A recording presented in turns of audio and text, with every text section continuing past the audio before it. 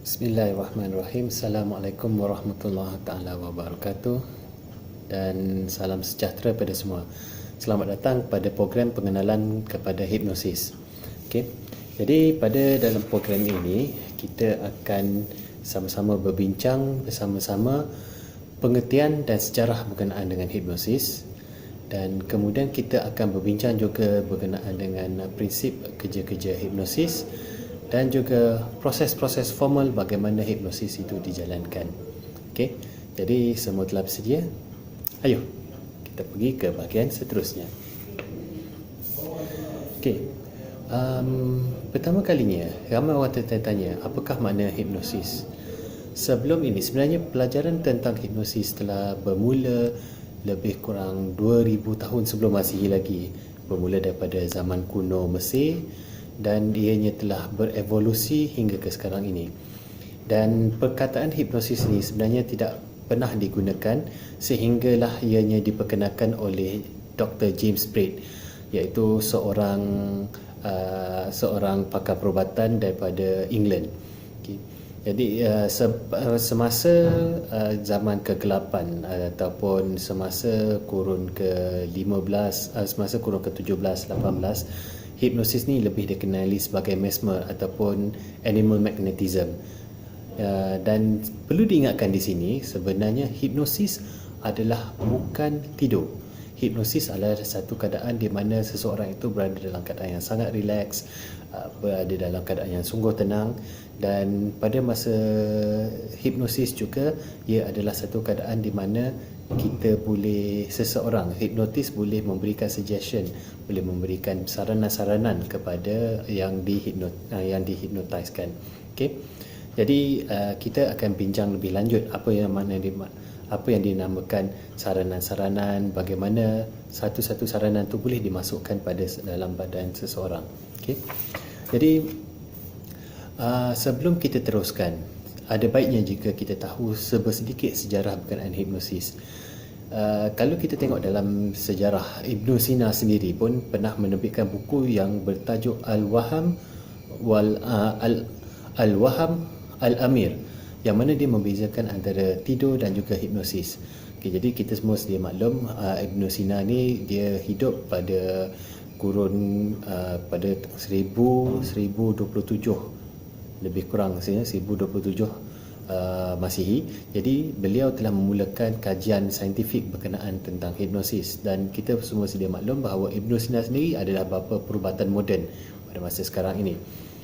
Setelah itu, pada kurun ke-17, Frank Anton Mesmer telah memperkenalkan animal magnetism. Animal magnetism ini adalah satu keadaan di mana Mesmer telah percaya bahawa setiap objek di keliling ni adalah mempunyai energi-energi yang tertentu, dan kaedah perubatan Mesmer ini banyak menggunakan gelombang-gelombang energi dan juga magnet, okay, dalam menjalankan perawatan yang telah dijalankan. Setelah itu pada kurun ke-18, Dr. James S. Dale telah memulakan perubatan tanpa ubat bius. Jadi James S. Dale ni telah membuat lebih kurang dalam 400 pembedahan tanpa bius dengan jayanya. Dan setelah itu adalah era permulaan hipnosis dan mula masuk hipnosis moden, di mana disitulah datangnya Dr. James Braid yang mana telah menggunakan perkataan hipnosis sebagai satu kaedah di mana seseorang itu dalam keadaan trans.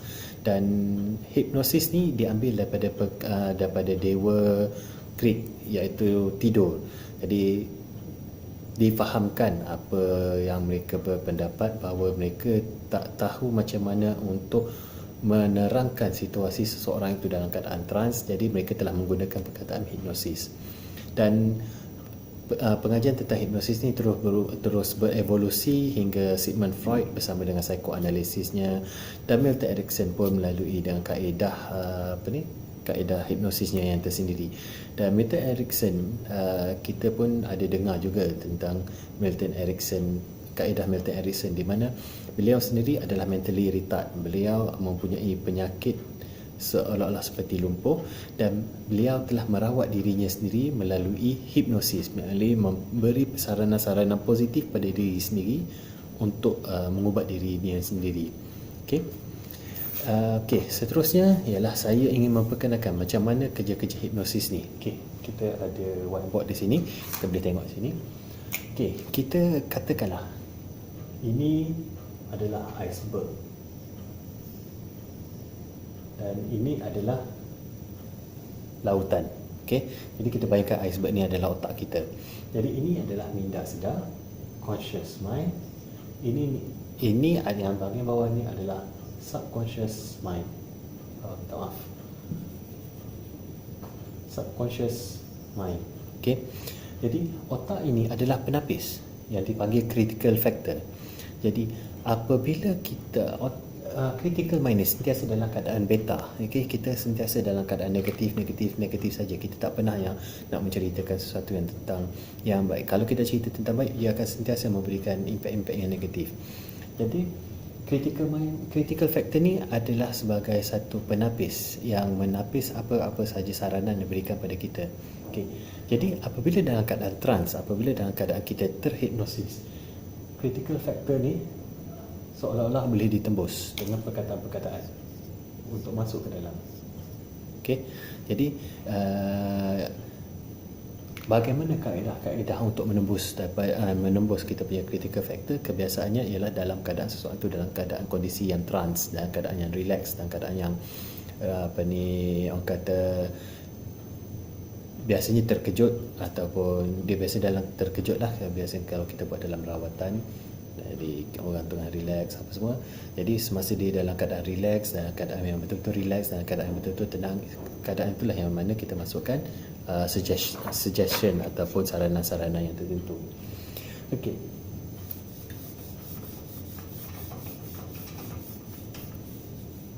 Bagaimanakah kaedah hipnosis dilakukan? Okey, kaedah hipnosis dilakukan adalah melalui 5 peringkat. Yang pertama adalah repo. Repo adalah di mana kita membina hubungan antara diri kita kepada orang lain, daripada hipnotis kepada betul orang yang kita daripada hipnotis daripada kita sendiri kepada orang yang kita hendak melakukan hipnotis. Okey. Kemudian langkah yang kedua adalah melalui induksi. Induksi adalah di mana kita mula mengajaknya, membawanya ke dalam keadaan yang trance, dalam keadaan yang relax, dalam keadaan yang betul-betul rehat. Dan apabila seseorang itu telah masuk dalam keadaan induksi, dan kita akan masukkan dalam keadaan deepening, di mana kita akan membuatkannya betul-betul dalam keadaan sangat-sangat relax, sangat-sangat tenang, dan sangat-sangat tenang dan sangat-sangat relax. Okey. Dan daripada keadaan yang deepening itu, kita akan mulakan masukkan saranan-saranan di mana kita melakukan kita akan lakukan terapi pada pesakit tersebut. Okey, jadi di situlah mana kita akan memberikan saranan-saranan yang baik. Dan semasa kita melakukan terapi, yang paling penting adalah elak menggunakan perkataan-perkataan yang negatif. Okey, jangan, tidak, tak boleh, tak mungkin, itu semua kita jangan gunakan. Kita akan gunakan perkataan-perkataan yang positif, kerana ingat yang macam saya cakap tadi, critical factor dia akan menapis. Jadi apabila kita telah menempusi critical factor tersebut dengan saranan-saranan yang positif ini, akan terus masuk ke dalam minda bawah sedar. Dan apabila semuanya selesai, kita akan lakukan termination, di mana kita akan memanggil kembali pesakit tersebut dalam keadaan sedar. Okey, jadi saya harap dengan sedikit perkongsian ini dapat memberi manfaat kepada semua. Sekian, terima kasih. Assalamualaikum warahmatullahi wabarakatuh.